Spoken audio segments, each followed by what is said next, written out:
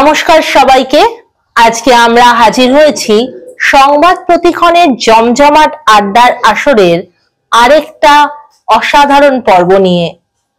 আজকে আমাদের সঙ্গে আমরা পেয়ে গেছি সুদূর জার্মান নিবাসী শঙ্খ সেন মহাশয়কে। শঙ্খ সেন হলেন পণ্ডিত স্বপন সেনের সুযোগ্য পুত্র। শঙ্খ সেন কেন, এইটুকু আগে আপনাদের বলে দিই, ওনার পরিচয়টা আপনাদেরকে দিই, তারপরেই না আড্ডা জমে উঠবে। শঙ্খ সেন হলেন যাকে বলা হয় মাল্টি ট্যালেন্টেড বলতে পারি আমরা এক কথায়। পেশায় ইঞ্জিনিয়ার, প্রযুক্তিবিদ, তাই তো? এবং উনি ইলেকট্রিক্যাল ইঞ্জিনিয়ার।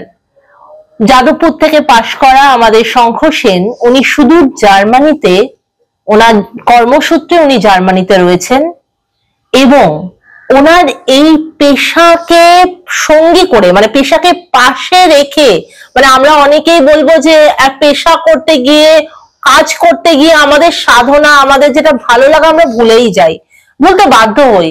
কিন্তু ওনাকে হ্যাটস অফ যে উনি ওনার পেশাটাকে পেশার জায়গায় রেখে উনি ওনার সাধনা, ওনার যন্ত্র সঙ্গীতের সাধনা এবং তার সাথে সাহিত্য সাধনা একই তালে, মানে সমান তালে উনি চালিয়ে যাচ্ছেন, কোনোটাতেই কিন্তু খামতি পড়ছে না। ওনার ইতিমধ্যেই তিনটে বই প্রকাশিত হয়ে গেছে এবং তার সঙ্গে সঙ্গে উনি যন্ত্র সঙ্গীত, অর্থাৎ উনি গিটারে পারদর্শী। উনি এই যন্ত্র সঙ্গীত এবং ওনার এই যন্ত্র বিদ্যা নিয়ে উনি অনেক দূর পৌঁছে গেছেন এবং ভারতের নামকে উনি বাইরের মাটিতে, আমাদের যেটা তথাকথিত বিদেশ বলি, মানে ভারতের বাইরের দেশ বিদেশ, সেই দেশে উনি ভারতের নামকে উজ্জ্বল করছেন ওনার কর্ম দিয়ে, ওনার সাধনা দিয়ে, ওনার সাহিত্য দিয়ে উনি ভারতের নামকে বিদেশের মাটিতে উজ্জ্বল করে চলেছেন। এই রকম একজন ব্যক্তিকে আমাদের সাথে আমরা আজকে পেয়েছি, এটা আমাদের সত্যি ভাগ্যের ব্যাপার। আর আপনাদের কাছে নিয়ে আসতে পেরে তো আরোই ভালো লাগছে আমাদের। আচ্ছা শঙ্খবাবু, এই প্রসঙ্গে আপনাকে একটুখানি প্রথমেই বলবো, আমাদের আড্ডার প্রথমে, যে দেশে পড়াশুনো, দেশেই সব, তারপর বিদেশে গিয়ে কর্মসূত্রে ওখানে রয়েছেন, কেমন লাগছে নিজের দেশকে বাইরে প্রতিনিধিত্ব করতে? শুধু কর্মক্ষেত্রেই নয়, সঙ্গীত, মানে যন্ত্র সঙ্গীত, সঙ্গীতেরই একটা অবিচ্ছেদ্য অংশ, তো যন্ত্র সঙ্গীত এবং সাহিত্য সবকিছুকে, দেশের নামকে বাইরে উজ্জ্বল করতে কি অনুভূতি, কেমন লাগছে, এইটা দিয়ে শুরু করি আজকের আড্ডা। অপূর্ব কোশ্চেন করেছেন। আমি আগে ধন্যবাদ জানাই সংবাদ প্রতিক্ষণকে যে আমাকে আবার আমন্ত্রণ জানানোর জন্য আপনাদের অনুষ্ঠানে। আমি বহু বছর হয়েছে দেশ ছাড়া, কিন্তু আমার হৃদয় এবং আমার প্রাণ এই কলকাতাতেই জড়িয়ে আছেন। আপনি যেটা বললেন, ছোটবেলা থেকে আমার পড়াশোনার দিকে যেটা ইচ্ছে এবং অনুরাগ, সেটা আমি নিজের কর্ম দ্বারা সফলতা অর্জন করতে পেরেছি। আমি তারপর ইঞ্জিনিয়ারিং করে দেশেও কিছুদিন কাজ করে বিদেশে চলে যাওয়ার পর আমার যেটা নিজের ইচ্ছে ছিল যে আমার পড়াশোনাটাকে একটু এগিয়ে নিয়ে যাবো, তাই আমি ইউরোপের জার্মান দেশেতে আমি মাস্টার্সটা করি। তারপর কাজের নানা চাপেতে আপনারা জানেনই নিশ্চয়ই যে প্রথমে নিজের জীবনটাকে আগে একটা বিদেশে একটা এস্টাবলিশ করা খুব একটা সহজ নয়। নিজেদের দেশে বসে করা এবং নিজেদের বাড়িতে বসে করা একটা আলাদা, এবং বিদেশে গিয়ে নতুন করে সবকিছু শুরু করা খুবই কঠিন ছিল আমার পক্ষে। তবে যখন আমি একটা স্থিত জীবনে পৌঁছে যাই, আমার ফ্যামিলি এবং আমার সন্তানদের একটা জায়গায় নিয়ে যেতে পারি, তারপর আমার ইচ্ছে হয় যে আমার যে গুণগুলো ছিল, যেটা আমি ছোটবেলা থেকেও আমি সম্মানিত হয়েছি, আমার মিউজিক, সেটা আমি বহু অনুষ্ঠানে আমি ওখানে পরিবেশনা করি এবং আপনাদের আশীর্বাদে এবং আমার বাবা মার আশীর্বাদে বহু জায়গা থেকে আমাকে ডাক আসে। আমি সুইজারল্যান্ডে খুব বড় বড় নাম করা সঙ্গীত শিল্পীদের সঙ্গে কাজ করি, যারা বোম্বেতেও কাজ করেছেন কল্যাণজি আরঞ্জের সঙ্গে, এবং এমন শিল্পী যারা বোম্বেতে ওই সারেগামাতে প্রাইজ পেয়েছেন, তাদের সঙ্গে আমি মিউজিক বাজিয়েছি। তো খুব তাড়াতাড়ি আমার এই মিউজিকের গুণটা আমার কাজের প্যারালাল ছড়িয়ে যায়। তারপর আমি যেটা দেখতে পেলাম, যেটা সবাই জানেন, যে সঙ্গীতে লোককে একটু, মানে আমাদের, মানে ভারতীয় সঙ্গীতে যন্ত্র সঙ্গীতকে একটু সাইড লাইন করে দেওয়া হয়, সবাই একটু গানের দিকে ছোটে। যিনি শিল্পী, যিনি গাইছেন, তাদের কথাই একটু বেশি চিন্তা করেন। কে পাশে গিটার বাজাচ্ছে, কে পাশে তবলা বাজাচ্ছে, হয়তো অনেকে নাও দেখতে পারেন। তো আমি আমার সেই চিন্তা দেখে আমি ভাবলাম, যখন আমার প্রতিভাটা আছেই, তখন আমি কেননা এটাকে আর একটু অন্য পর্যায়ে নিয়ে যাই, কেননা আমি নিজে সুর তৈরি করি এবং নিজে রচনা তৈরি করি লেখাতে। তারপর আমার মা এবং স্ত্রী অনুপ্রেরণা জানালেন যে তুই তো ছোটবেলা থেকে লিখতিস, লেখাটা কেন আরম্ভ করিস? তো লেখাটা আমি যখন আরম্ভ করি, তখন চর্চা করে যে আমার মিউজিকের যারা ফ্যান, তারা তো আছেই, এবং তার সঙ্গে সঙ্গে নতুন অনেক লোকেদের সঙ্গে আমার আলাপ হয়। আমেরিকা, এটা আমি আগেবারও বলেছি, ভারত তথা অস্ট্রেলিয়া, সারা বিশ্বেতে লেখাটা খুব দ্রুতভাবে ছড়িয়ে পড়ে। তো লেখা এবং এই মিউজিক এবং আমার সায়েন্স ইঞ্জিনিয়ারিং এর দ্বারা আমি যে কত অসংখ্য গুণী মানুষের সঙ্গতে এসেছি পৃথিবী জুড়ে, সেটা আমি বলে বোঝাতে পারবো না। তো তার জন্য হয়তো আমার আজকে যেসব এত বড় বড় নামকরা যেসব অ্যাওয়ার্ড আমি পাচ্ছি, তো এইগুলো হয়তো সবার রেকমেন্ডেশন থ্রু দিয়ে হয়তো হতে পারে। শঙ্কর সেন শুধু ইঞ্জিনিয়ার নয়, উনি একজন সঙ্গীত শিল্পী, উনি একজন সাহিত্যিক। তো সবাই এটাকে হয়তো নিজেরা ডিসাইড করে আমাকে একটা এমন জায়গায় নিয়ে এসছে, যেটা আমি ভাবতেও পারিনি যে আমার এই ক্ষুদ্র জীবনে আমি এতটা পাবো। আচ্ছা, আপনি বললেন বড় অ্যাওয়ার্ড, এখানে একটু থামালাম আপনাকে। আমাদের দর্শকদের যদি জানান এই বড় অ্যাওয়ার্ডের বিষয়টা, এটা কি, কেন পাচ্ছেন, এই বিষয়টা আমাদের দর্শকরাও জানতে চাইবেন আপনার থেকে। এটা আমি আসলে 2000 শুরুর দিকে আমি নানা জায়গা দেখে বুঝতে পারি যে একটা অ্যাওয়ার্ড, কর্মবীর চক্র অ্যাওয়ার্ড, যেটা সারা বিশ্বের ট্যালেন্টেড লোকদের দেওয়া হয়, যারা সারা বিশ্বের দরবারে কিছু একটা এমন কাজ করেছেন যেটা শুধু ভারতীয় নয় এবং বিদেশিদেরও দেওয়া হয়। এটা ইউএন থেকে, ইউনাইটেড নেশনস থেকে সিলেক্ট করা হয় এবং কিছু কিছু লোকেদের দেওয়া হয়। এই অ্যাওয়ার্ডটা আমাদের আগেকার প্রেসিডেন্ট আব্দুল কালাম আজাদ এটা শুরু করেছিলেন। তো সেখানে আমি আমার কাজগুলো দেখাই এবং ওরা অনেক স্ক্রুটিনি করার পর আমায় আগের বছর কর্মবীর চক্র বোনস অ্যাওয়ার্ডে সম্মানিত করে। এটা আপনাদের সামনে এখানেই রাখা আছে, এটা আপনাদের কাছে আমি তুলে ধরছি। তো বোনস অ্যাওয়ার্ড পাওয়ার পর আমি আবার এই রূপক অ্যাওয়ার্ডটা পেলাম, এবং এটা আমার জীবনে সত্যি আমি এতটা যে আমার হবি লেখা দ্বারা এবং মিউজিকের দ্বারা এবং আমার যেসব একাডেমিক অ্যাচিভমেন্ট সবের দ্বারা যে আমাকে ভারতবর্ষের এরকম একটা অ্যাওয়ার্ডে ওরা ভূষিত করবে, এটা আমি সত্যি ভাবিনি। আরেকটা কথা আমি বলছি, এই অ্যাওয়ার্ডটা আমার কাছে কেন এত স্পেশাল, কারণ আমি যে প্রথম যে চাকরিটা করি একটা কোম্পানিতে, সেটা খুবই নামকরা একটা কোম্পানি, এবং তার যে সিইও ছিলেন তিনিও এই অ্যাওয়ার্ডটা পেয়েছেন। আমি ওই কোম্পানির কর্মচারী ছিলাম তখন, আজকে আমাকে এই অ্যাওয়ার্ডটা দেওয়া হচ্ছে।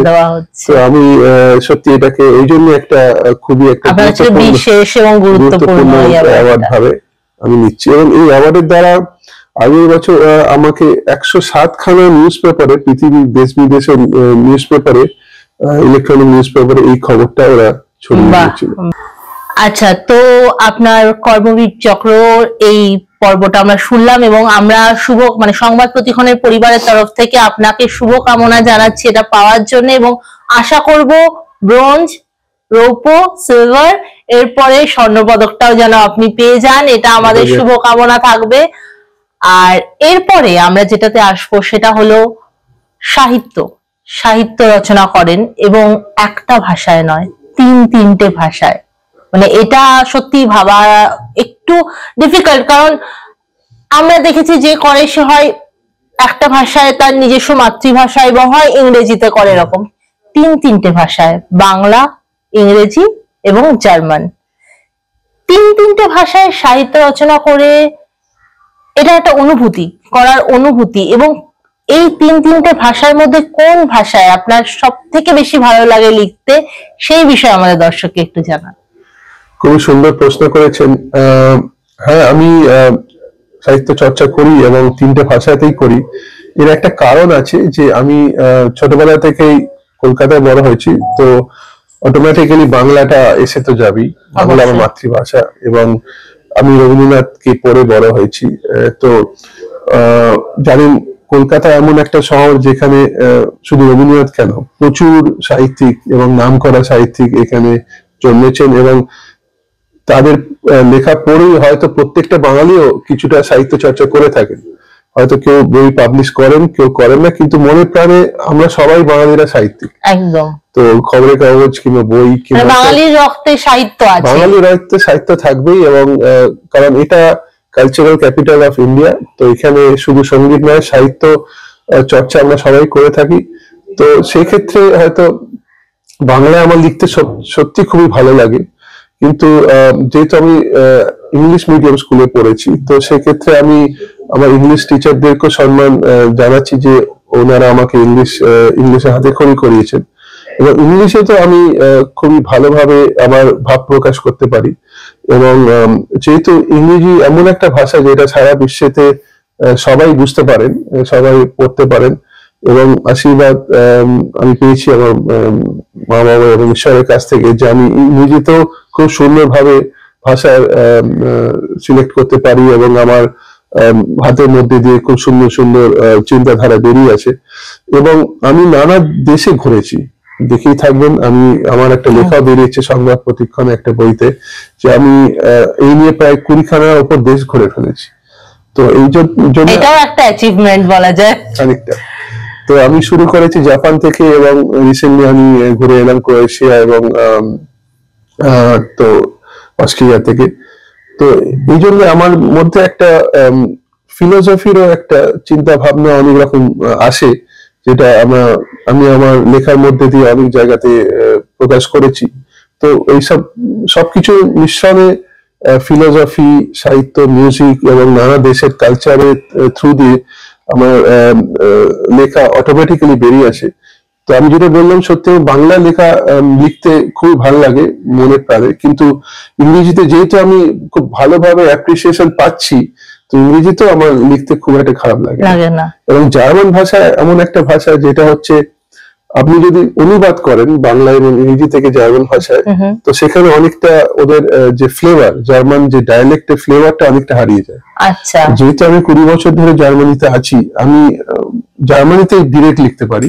আচ্ছা। এটাতে কি হয়, আমার যেসব মিউজিকের দ্বারা যেসব ফ্যান ফলোইং হয়েছে জার্মান যেসব শ্রোতারা, তাদের কাছে আমি আমার চিন্তা ভাবনাগুলো আরো সহজভাবে সরলভাবে পৌঁছে দিতে পারি, এবং ওই এসেন্সটাও থাকে, জার্মানের যে এসেন্সটা ওটা থাকে।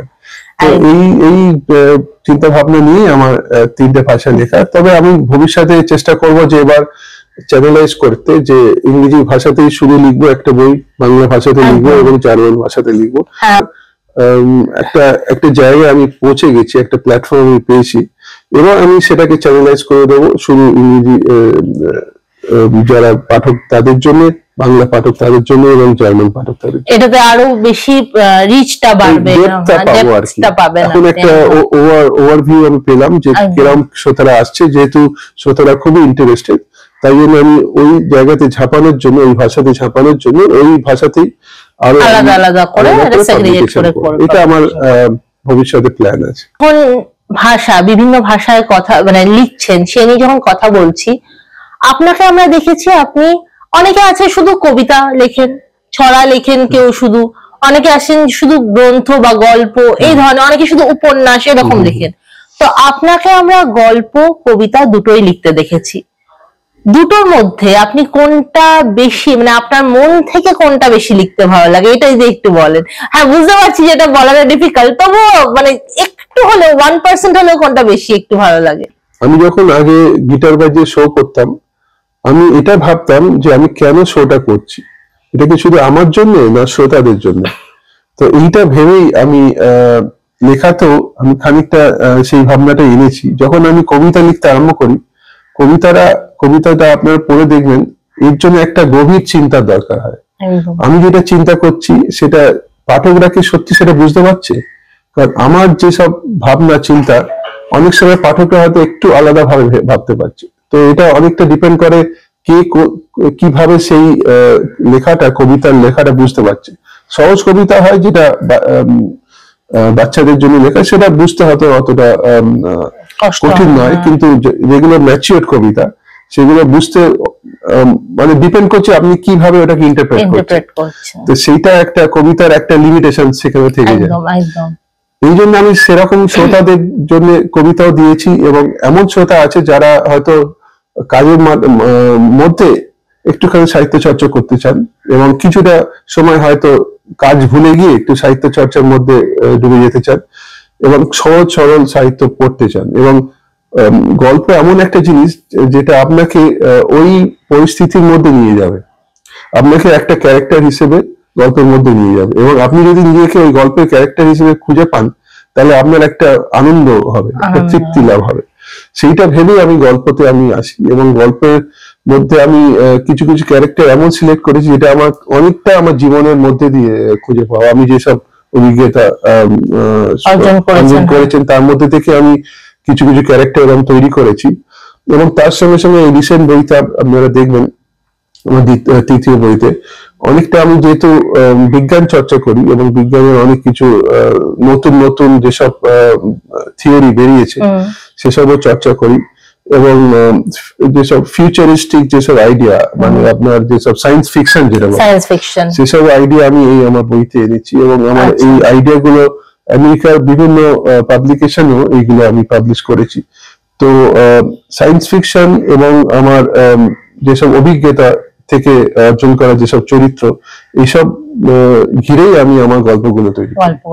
আর যেটা কবিতা সেটা আমার নিজস্ব চিন্তা এবং যেসব ফিলোসফি চর্চা সেসব থেকে আমার কবিতাগুলো অটোমেটিক্যালি আসে।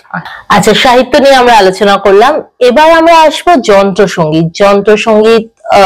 যন্ত্রসঙ্গীতের ক্ষেত্রে এবং সাহিত্যের ক্ষেত্রেও বলবো, আপনি ভারতের নামকে বিভিন্ন দেশে, মানে বিশ্বের বিভিন্ন প্রান্তে তুলে ধরেছেন, এবং আপনি সেই জায়গাটা অর্জন করেছেন, একটা প্ল্যাটফর্ম পেয়েছেন বলতে গেলে।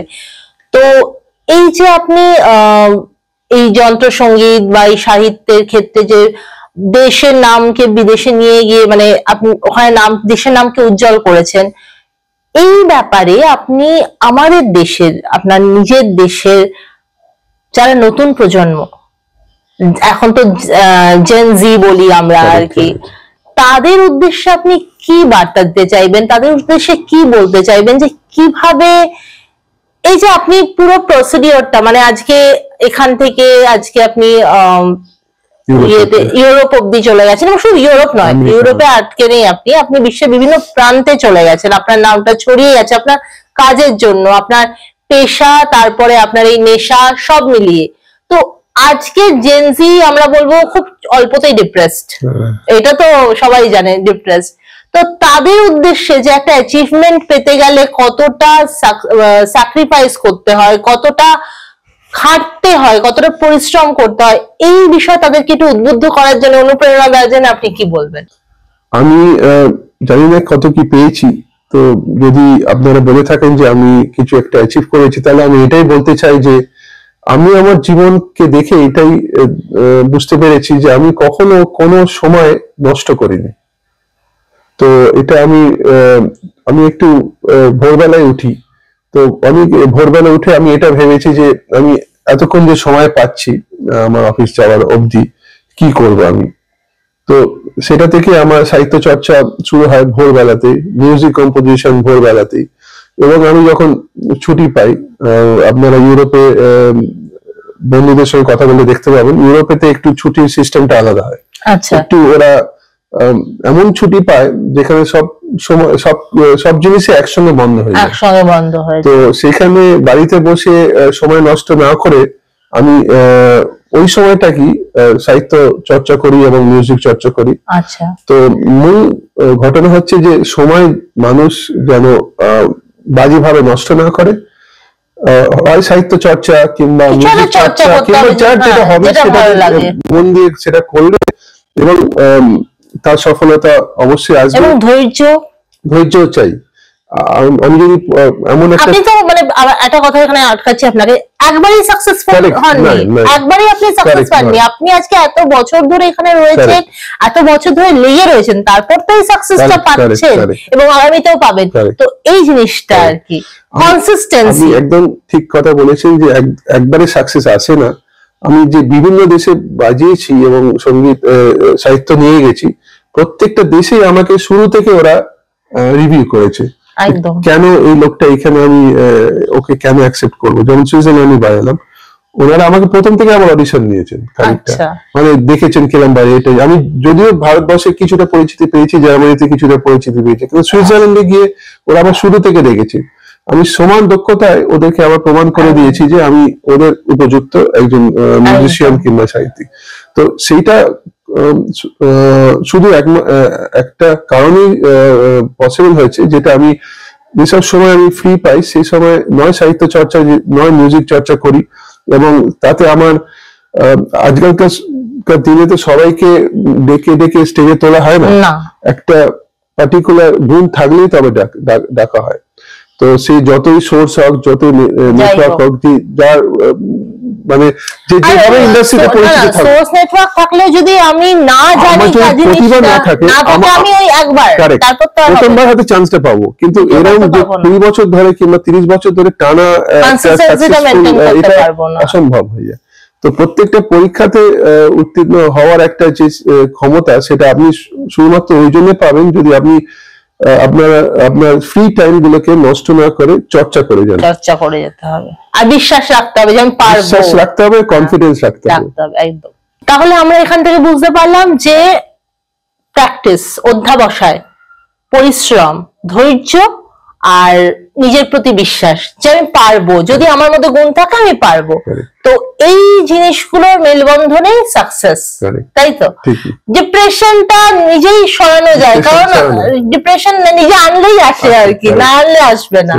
এক্স্যাক্টলি। তো এইটাই মূল বার্তা থাকবে আজকের প্রজন্মের জন্য। এবার শঙ্খবাবুর সাথে আড্ডা চলছে, আড্ডা জমে গেছে। গান বাজনা হবে না, মানে বাজনা যেটা ওনার একটা বিশেষ গুণ, এটা হবে না, এটা তো হতে পারে না। তো আমরা এই মুহূর্তে শঙ্খবাবুর থেকে একটু বাজনা শুনে নেব। তো শঙ্খবাবু, আপনি আমাদের আজকে কি বাজিয়ে শোনাবেন দর্শকদেরকে? আমি আমারই স্বরচিত একটি গান, যেটা আমি সুরও দিয়েছি এবং লিখেছি। এটা অনেকদিন আগে লেখা, আমি যখন স্কুলে যেতাম তখন থেকে লেখা। তো এটা অনেক জায়গায় আমি পারফর্ম করেছি, তো অনেকে লোকেরা ভালো বলেছে। তো আশা করছি এই গানটা আমি আপনাদের কাছে সরলভাবে তুলে দিতে পারবো। তাহলে বলছেন গান বাজনা দুটোই হচ্ছে, তাই তো? একদম, চল আর দেরি করবো না, একদম তাড়াতাড়ি শুরু করা যাক। আমি যদিও গায়ক নই, তবু আমি গানটা আড্ডায় সব হয়, আমরা সিঙ্গারও আড্ডায় চলে যাবে একদম। আপনি তো অন্য লেভেলের, চলুন।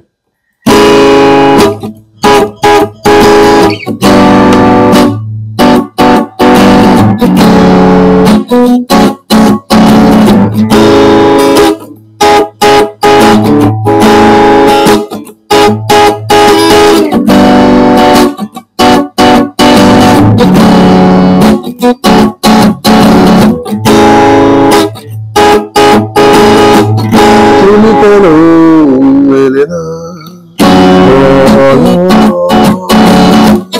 তুমি কেন মেলে না বলো, আমি যে তোমারই তরে।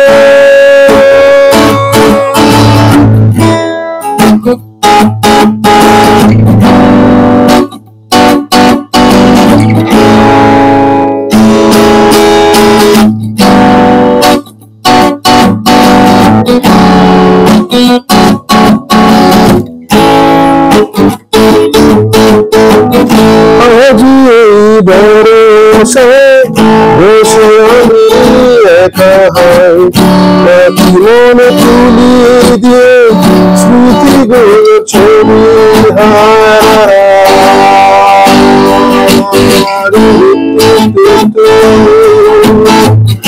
আজি এই ভরসে বসে আমি একা হয়, নাকি মনে তুলিয়ে দিয়ে স্মৃতিগুলো ছবি হয়।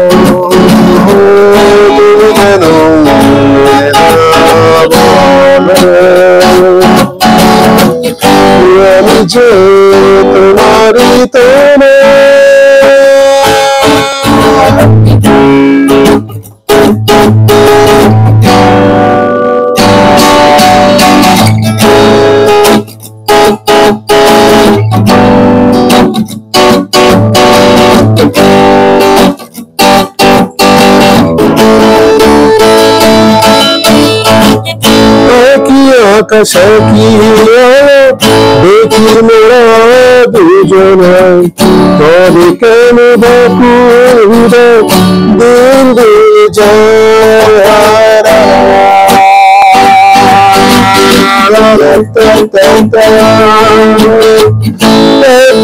আকাশে কি দেখি মোরা দুজনায় তবে কেন বাকুড়ে দিন দিয়ে যায়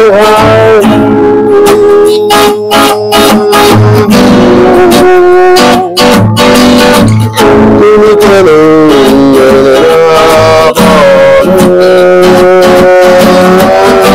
আমি যে তোমারই তোরে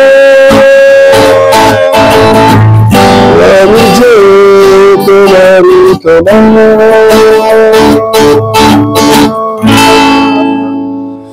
বাহ, অসাধারণ অসাধারণ। লেখাটাও যেমন সুন্দর, গানের মানে সুরটাও সেরকম সুন্দর, বাজালেন অসাধারণ। আচ্ছা, সম্প্রতি আপনি অ্যাথেন্স গ্রিসে গেস্ট অফ অনার হয়ে যাওয়ার সুযোগ পেয়েছিলেন, তো এই অনুভূতি বা এই বিষয়ে আমাদেরকে একটু যদি জানান তো খুব ভালো হয়। ধন্যবাদ। আমি এই সামারেতেই অ্যাথেন্স গ্রিস থেকে আমন্ত্রণ পাই যে ওখানে আমি ফিজিক্যালি প্রেজেন্ট থেকে একটা ছোট লেকচার দেওয়ার জন্য। তো আমি আমার আমেরিকার একটা বইতে আমার লেখা বার করেছি, যেটা হচ্ছে আজকালকার জীবনে মানুষ এত ফ্রাস্ট্রেটেড, আপনি যেটা বললেন যে নানা কারণে, হয়তো শারীরিক এবং মানসিক কারণে, আর্থিক ফ্রাস্ট্রেশনে ভুগছে। মূল কথা হচ্ছে আমরা যে যাই করে থাকি, মূল কথা হচ্ছে আমরা কিভাবে আনন্দ পাবো। একদম। তো এই হ্যাপিনেস নিয়ে আমার লেকচারটা। আচ্ছা, কিভাবে কনস্ট্যান্ট হ্যাপিনেস এর দিকে আমরা আস্তে করে এগিয়ে যাব, এটারই একটা ইন্টেলেকচুয়াল চিন্তা ভাবনা নিয়ে আমি লেখাটা তৈরি করেছিলাম, এবং এর উপরই আমি অ্যাথেন্স গ্রিসে লেকচারটা দিই। তো আমাকে ওরা সম্মানিত করে একটা মেডেল দিয়ে, এবং ওদের যে জানুয়ারি নাগাদ যে একটা লিটারেচার ফেস্টিভ্যাল হয়, সেই অ্যাওয়ার্ডটা আমি ওই সময় পাই, এবং আমাকে গেস্ট অফ অনার হিসেবে একটা ফুল হাফ অ্যান আওয়ার কিংবা লিটল বিট মোর, একটু বেশি আর কি শোনার জন্য পুরো স্পিচটা ওখানে বলার সুযোগ করিয়ে দেন। তো এটা আপনারা আমার ফেসবুক পেজে দেখতে পাবেন। তো এটা আমি নিজের দেশকে যে ওখানে রিপ্রেজেন্ট করতে পারি, এটার জন্য আমি খুবই গর্বিত। এবং গ্রিসের মতো জায়গা, যেখানে অ্যারিস্টটল, সক্রেটিস এর মতো ফিলোসফার জন্মেছেন, শুধু গ্রিস তো আজকে সভ্যতা না, গ্রিস হচ্ছে এমন একটা সভ্যতা যেটা ভারতবর্ষের স্বাভাবিকভাবেই আর কি খুবই প্রাচীন সভ্যতা, এবং সেখানে প্রচুর ফিলোসফার, দার্শনিক লোক জন্মেছেন। তো সেই জন্য ওখানে গিয়ে আমি যে স্পিচটা দিতে পারি, এবং আপনাদের সৌভাগ্যে খুব টপ প্রফেসররা ওখানে শ্রোতা হিসেবে গেছিলেন, এবং ওনারা আমাকে এসে আমার ব্যাপারে সব জানলেন এবং আমার সঙ্গে পরিচিত করলেন। এটার দ্বারা আমি বুঝতে পারছি যে আমি আমার কাজের দ্বারা শুধু নিজেকে নয়, আমার দেশকে আর কি একটা বিদেশের মাটিতে তুলে ধরতে সক্ষম। আর শঙ্খবাবু এতদিন পরে ভারতে এসে, এবং উনিও নানান দিকে ব্যস্ত এই মুহূর্তে, তো বেশি সময় আমরা নেব না। তো আর ওনাকে নিয়ে আলোচনা করতে গেলে, সঙ্গীত, সাহিত্য, পেশা সব নিয়ে আলোচনা করতে গেলে কোনোভাবেই একটা এপিসোড হবে না, এটা আবার একটা এপিসোড করতে হবে। এবং আমরা অপেক্ষায় থাকবো আবার কবে শঙ্খবাবু ভারতে আসবেন, এবং সেদিনকে আবার আমরা এই একটা এপিসোড নিয়ে আবার আসবো আপনাদের সামনে। আর আজকে আমরা শঙ্খবাবুকে আগাম জীবন এবং আগামীর জন্য আরো ভালো ভালো কাজ উনি যাতে করতে পারেন এবং দর্শকদের কাছে পৌঁছে দিতে পারেন ওনার কাজ, সেই জন্য সংবাদ প্রতিক্ষণের পরিবার থেকে আমরা ওনাকে শুভেচ্ছা জানাবো, শুভকামনা জানাবো। এই বলে আমরা আজকের আড্ডা শেষ করব। আপনারা সংবাদ প্রতিক্ষণের সঙ্গে থাকবেন এবং দেখতে থাকবেন, আর আমাদের ভালোবাসা দিতে থাকবেন। ধন্যবাদ।